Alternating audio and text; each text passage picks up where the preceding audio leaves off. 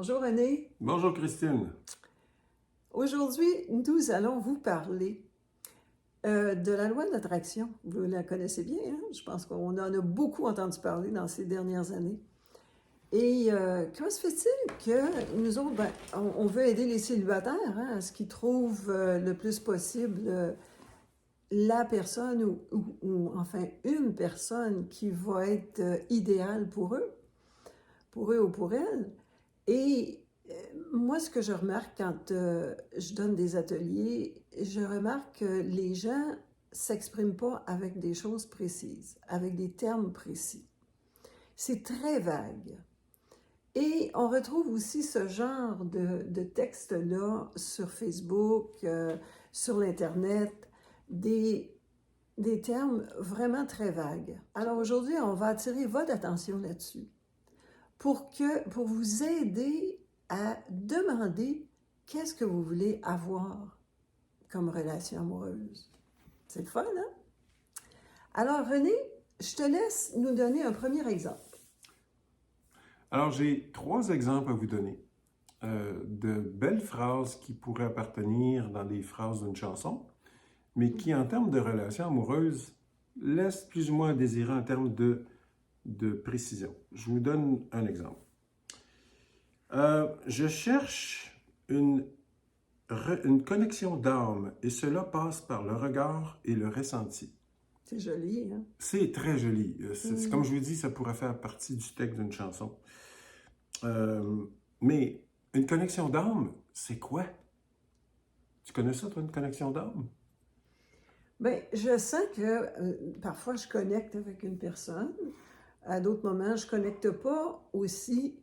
Avec la même personne, je peux être connectée, puis d'autres fois pas être connectée. Ça dépend de ce qui se passe pour moi, puis ça dépend de ce qui se passe aussi pour d'autres personnes.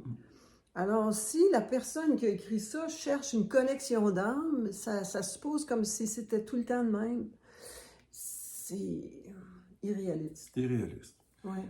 Personnellement, moi, j'écrirais quelque chose d'autre. Plutôt comme je cherche une personne avec qui j'ai des conversations qui sont passionnantes. Je cherche une personne avec qui a le même intérêt que moi à régler les conflits le plus vite possible, puis qui n'endure pas de mettre de la poussière sous le tapis. Ça me semble beaucoup plus précis de dire ce genre de choses-là. Oui, puis ça indique tout de suite que c'est une personne qui est à l'affût de ça, qui connaît ça, c'est au niveau de la conscience. Alors ça indique, ça donne beaucoup d'indicateurs justement de ce que la personne est consciente. J'aime ça. Si on parle, par exemple, il y a un autre bout de phrase là-dedans qui m'intrigue un peu. Je cherche une connexion d'âme, mais cela passe par le regard et le ressenti. Ben écoutez, moi, je peux vous dire que je ne sais pas combien de relations amoureuses que j'ai eues qui avaient un regard et un ressenti, puis qui sont maintenant écrapoutis, dont on ne parle plus du tout. Alors, j'aimerais autant, quant à moi, une relation qui est un peu plus incarnée dans le concret ou dans le vivant. Les feelings, c'est bon en relation, mais on ne peut pas vivre dans le quotidien toujours avec des feelings. Ça prend quelque chose de concret, tu sais. Oui, tout à fait. Puis le ressenti, ben, il y a toujours un ressenti.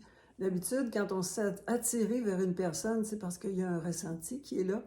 Alors, mais quelle sorte de ressenti? Oui, puis c'est une aptitude à développer pour soi-même. Si on ressent que l'atmosphère est lourde, c'est une Moses de belle qualité, mais autant que possible, c'est plutôt une qualité à développer pour nous-mêmes, je trouve.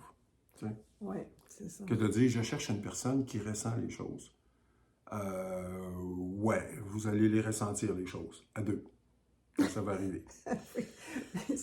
C'est quelque chose qui est déjà là. En tout cas, je ne sais pas comment dire ça, là. D'après moi, ça va au-delà des mots, hein. Ressentir les choses, ça se fait comme ça.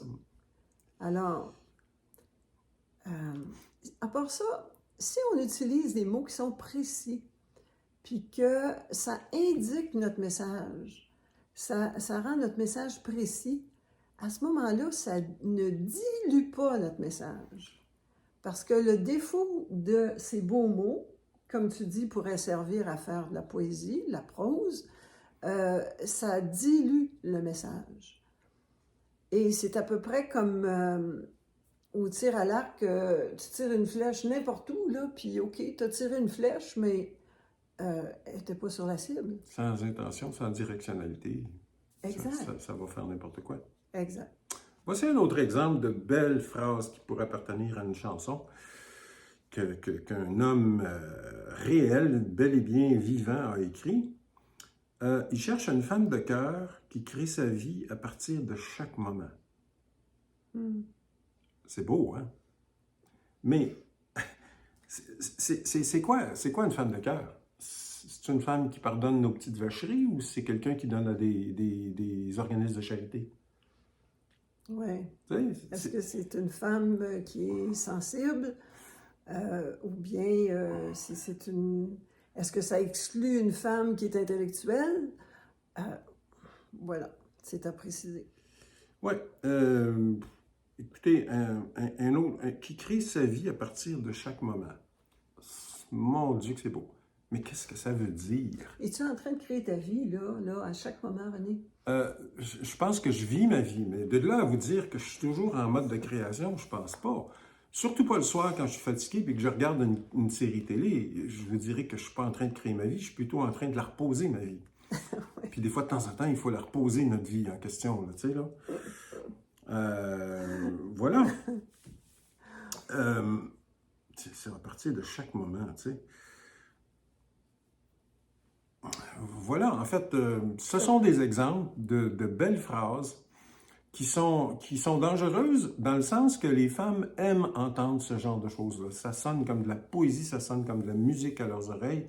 S'il vous plaît, mesdames, mon conseil à moi en tant qu'homme, parce que nous, les hommes, on est très bons pour faire ça, depuis que les troubadours et les chansonniers... Voilà. Les troubadours et les chansonniers ont envahi la terre.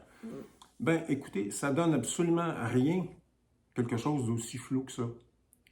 Mais ça vous donne le goût de tomber en amour avec celui qui est en train de gâter la guitare devant vous, par exemple.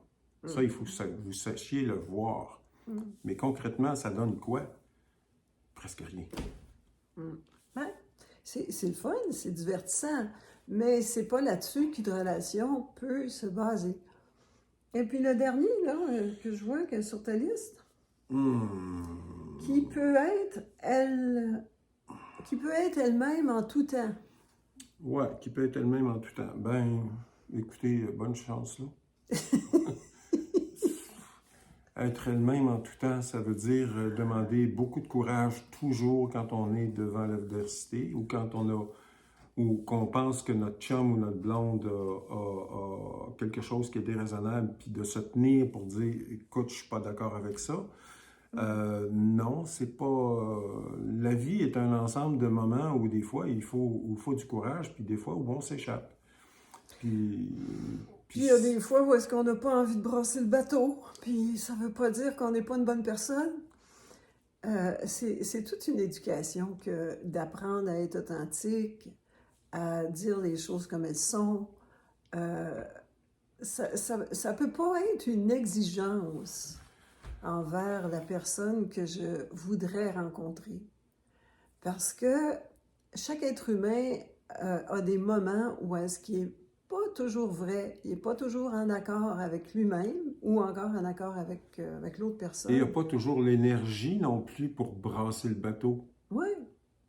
Parce que des fois, de temps en temps, il y a des fois où brasser le bateau, ça nous coûte cher. Ça dépend avec qui vous êtes.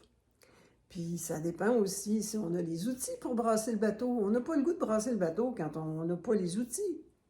On ne sait pas où est-ce qu'on s'en va. On a peur de perdre la personne. Donc, tout ça, ce sont des critères qui ne seraient pas utiles pour justement attirer une bonne personne pour soi. Une personne avec qui on va avoir une relation qui va évoluer, une relation en conscience, une relation où est-ce que ça va être passionnant, où est-ce qu'on va s'investir à 100%. Donc, ce sont des exemples, entre autres, de paroles, et la parole crée. Fait que le but de notre message aujourd'hui, c'est de regarder que ce que vous dites, ça crée votre vie, et ça crée aussi les vibrations dans lesquelles une autre personne va pouvoir apparaître. Voilà. Donc, c'est ce qu'on enseigne dans nos ateliers. Prochainement, on a l'atelier au mois de mars, 16 et 17 mars, où est-ce qu'on travaille justement sur les choses les plus importantes pour soi dans une relation. Donc, René et moi, on aide les gens à préciser leurs pensées. Ensuite, on aide les gens aussi à nommer leurs besoins quand ils sont en relation. Et quelle est leur vision à propos de cette relation-là? Comment est-ce qu'ils la voient? Comment est-ce qu'ils aimeraient vivre une relation? Ça, la plupart des gens ne font pas ça avant de rentrer dans une relation. Et puis, vous savez que la plupart des fois aussi, c'est un échec. 80% des personnes qui sont en... Alors, je ne parle pas des mariages. Les mariages, c'est 50% des mariages qui aboutissent en divorce. Et puis, les personnes qui sont des conjoints de fait, c'est 80% qui aboutissent à la rupture. Il faut se poser des questions. Il y a des choses à améliorer, c'est certain. Alors, René et moi, c'est ce qu'on fait. On adore ça, de pouvoir aider les gens, finalement, à avoir une vie heureuse, surtout une relation heureuse en amour. Une relation fonctionnelle. Une relation fonctionnelle, ça aussi, c'est Ouais. un autre mot qui est bien important. Qui n'est pas basé juste sur les bons sentiments et les bons feelings et Voilà. les bonnes vibrations. Voilà.